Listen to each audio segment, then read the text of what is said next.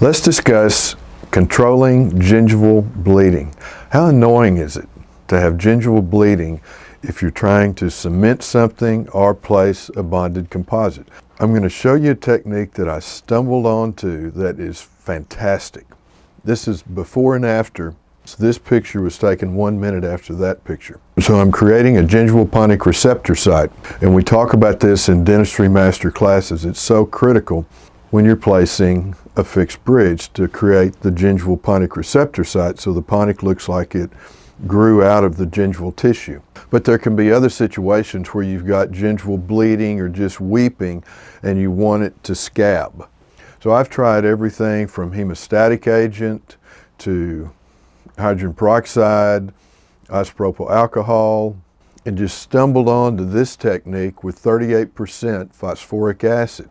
I was placing veneers one time and had little oozing, you know how you get in the gingival sulcus, because the patients had provisionals on for a period of time. And it was so annoying, but I etched the tooth and noticed after I'd etched the enamel for 45 seconds, all the gingival bleeding stopped and it scabbed over. So I started trying it in areas where I had a little bit of oozing, because in our business that just goes with the territory. If you have provisionals on teeth or somebody's hygiene is not very good, you're trying to place a composite, a class 5 composite or an interproximal composite, and they haven't been flossers of the teeth, and you just touch the teeth with floss or anything else and it bleeds. Now, in a perfect world that wouldn't happen because people would have good hygiene at home. But that's just not the world we live in. So you have to be able to control gingival bleeding. This does not injure the tissue. It just causes it to scab. So I'm placing the 38% phosphoric acid just like you use with composite bonding or seating of porcelain veneers. And I'm going to leave that on the bleeding area for 45 seconds. This will not injure the tissue, so leave it 45 seconds. Then I'm going to get a plastic bottle with a large hole, and I'm going to rinse it off. I'm going to fill this with ice cold water.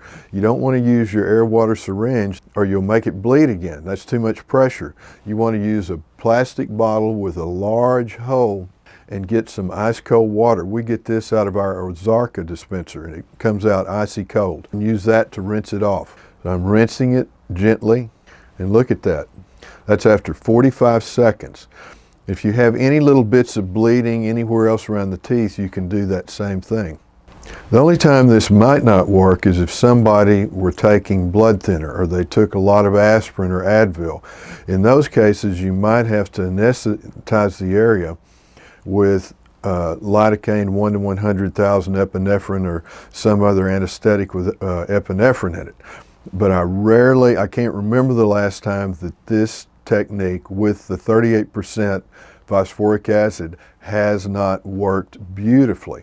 Just be sure that you don't rinse it off with your air water syringe or you'll break the scab and it'll bleed again. And that's the Dental Minute.